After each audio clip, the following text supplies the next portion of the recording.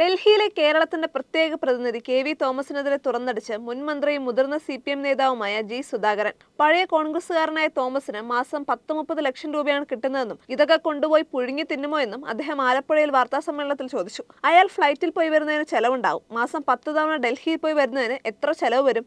അതോ ദിവസവും പോയി വരുന്നുണ്ടോ? ഡൽഹിയിലിരിക്കുന്ന കെ.വി. തോമസിന് 12 ലക്ഷം രൂപയാണ് യാത്രാ ചെലവ്. 2-3 ലക്ഷം മാസം ശമ്പളം. അയാൾക്ക് കോളേജ് പ്രൊഫസറുടെ പെൻഷൻ, MLA-യുടെ പെൻഷൻ, MP-യുടെ പെൻഷൻ, പിന്നെ ഈ ശമ്പളവും. ഒരു മാസം എത്ര ലക്ഷം രൂപ കിട്ടും? ഇതൊക്കെ പുഴുങ്ങി തിന്നുമോ? എന്തിനാ ഇത്രയും പൈസ? 10-30 ലക്ഷം രൂപയല്ലേ കിട്ടുന്നത് ഒരു മാസം കയ്യിൽ. അയാളാണെങ്കിൽ പഴയ കോൺഗ്രസുകാരൻ, DCC പ്രസിഡന്റ്, ഞങ്ങൾക്കെതിരെ തെരഞ്ഞെടുപ്പിൽ മത്സരിച്ചയാൾ. ഞങ്ങളൊക്കെ MLA ആയിരുന്നു, മന്ത്രിയായിരുന്നു, പാർട്ടിയുടെ ജില്ലാ സെക്രട്ടറി ആയിരുന്നു. വെറും 35,000 രൂപ മാത്രമാണ് എനിക്ക് പെൻഷനായി പ്രതിമാസ വരുമാനമുള്ളൂ.